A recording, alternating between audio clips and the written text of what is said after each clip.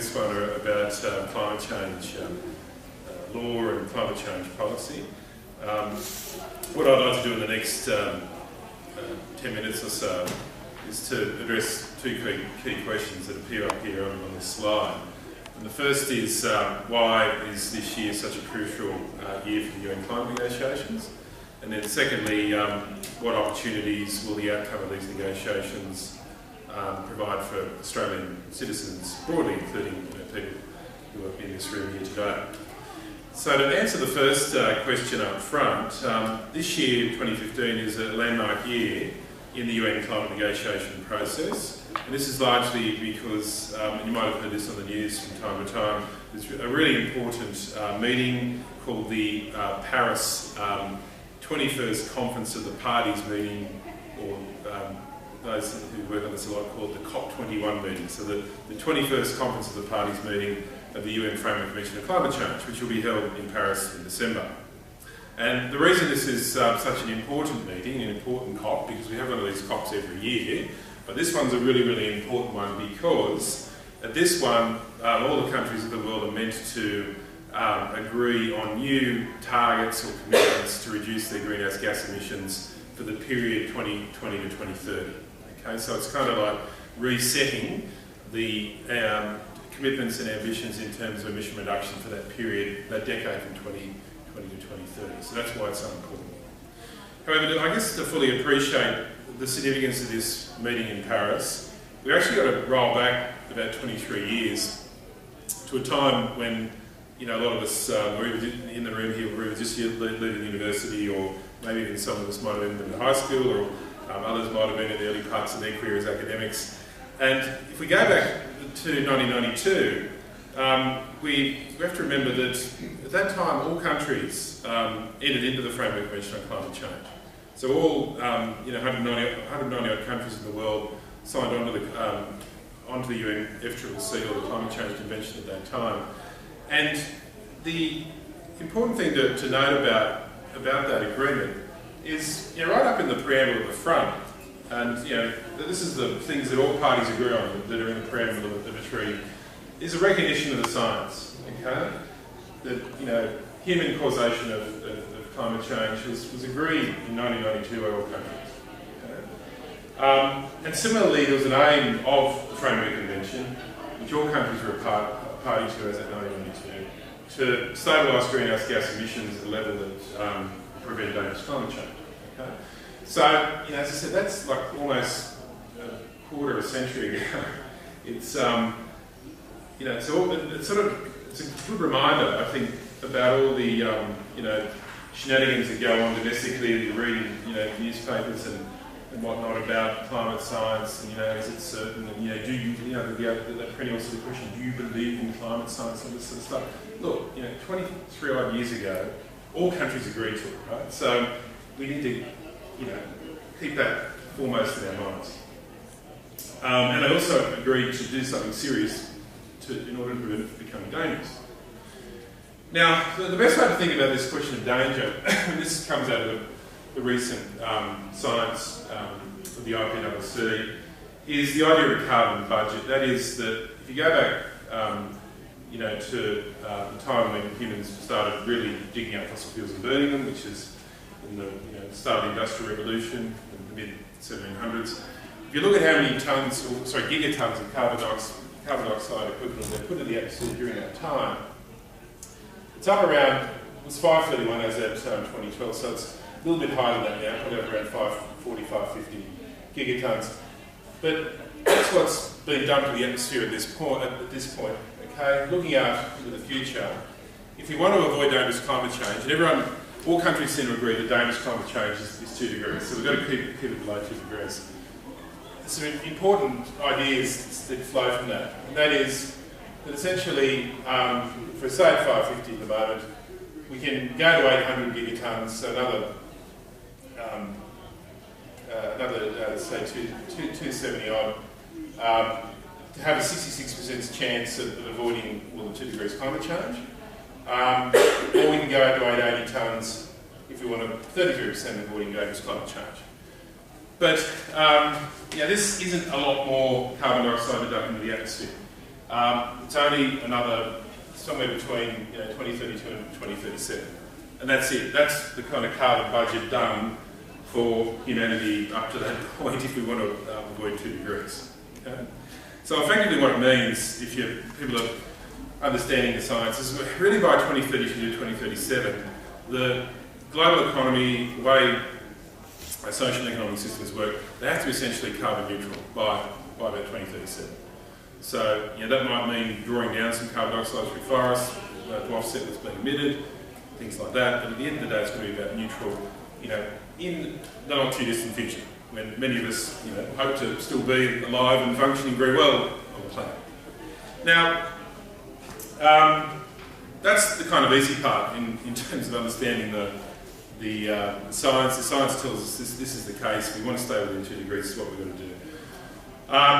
However, the hard part is in relation to who does what, which countries do what. And this is where the Framework Convention in 1992 built up some really important principles around an idea called differential obligations for different countries. And what this essentially meant was that the developed countries were kind of singled out and put into a special category, including Australia. And the idea was that those countries should have greater obligations, greater responsibilities, at least in the short and medium term, to show leadership in reducing greenhouse gas emissions and also providing assistance to the other countries, the developing countries, to come on board and reduce emissions later. And this differential approach of the developed countries going first, leading the way, reducing emissions, poor countries coming on board later, that was most vividly illustrated in the Kyoto Protocol, which was an agreement in 1997, which was born out of the Framework Convention. So it's the same countries that just put together this new agreement in 1997 that was more specific about emission reduction. And what it essentially, the Kyoto Protocol essentially said, look, developed countries can have binding reduction targets for the period 28 to 2012 with a 1990 baseline, and all developed countries needed to take a reduction in emissions against that 1990 baseline.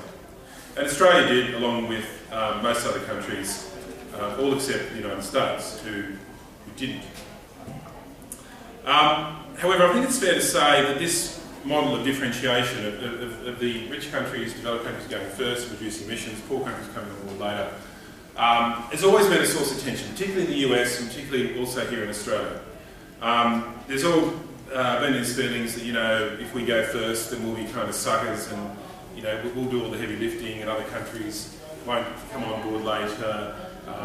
Why should we do it when, it's a lot of the emissions in the future will come out of the developing countries. So there's been a lot of tension within, particularly the US, Canada here and the United States about this issue of differentiation.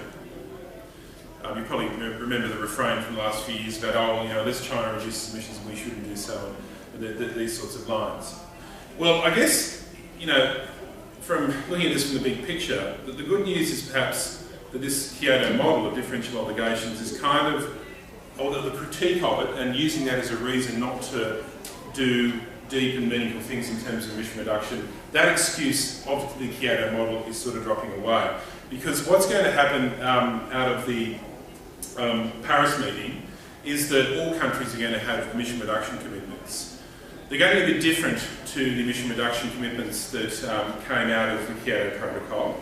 They're not going to be legally binding. Okay, the Kyoto model was about legally binding commitments. This Paris model, which follows on from what happened at the Copenhagen meeting in 2009, is going to be based on non-binding commitments, but they're going to be from all countries, okay, rather than just legally binding commitments for the rich countries. So that should hopefully assuage arguments within the rich countries that the developing countries aren't pulling their weight, aren't doing enough. So for those within Australia and other places who are suspicious of Kyoto and anti-Kyoto, I guess the good news is that that is no longer a problem, and so it sets aside the excuse that we shouldn't be doing significant and deep things in order to try and meet the 2-degree target. The target which Australia's put forward, you might have heard, was released in the last 2 or 3 weeks. It's a 26 to 28% reduction in Australia's greenhouse gas emissions below a 2005 level baseline, which at first blush you might think sounds fairly impressive and fairly good. However, when you scratch into a little bit more closely, you'll see that the baseline in terms of emission reduction is no longer 1990. Okay? It's now shifted up to 2005. Right? The Europeans putting forward figures of 30 or 40% below 1990.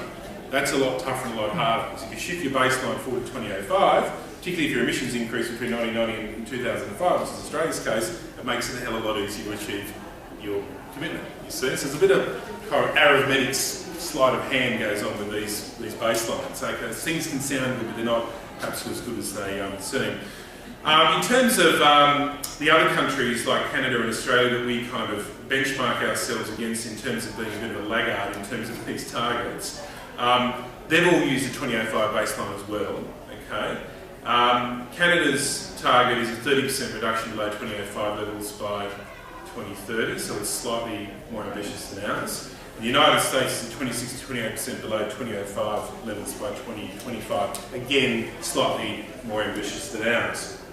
So I think it's fair to say that within the group of countries that generally have been seen as being a little bit on the laggard side in terms of emission reduction, we're kind of at the bottom end of those countries. So it's a little disappointing what our target is in terms of what's being put forward. Hopefully there's some opportunity to ramp it up further during those negotiations that will occur in Paris.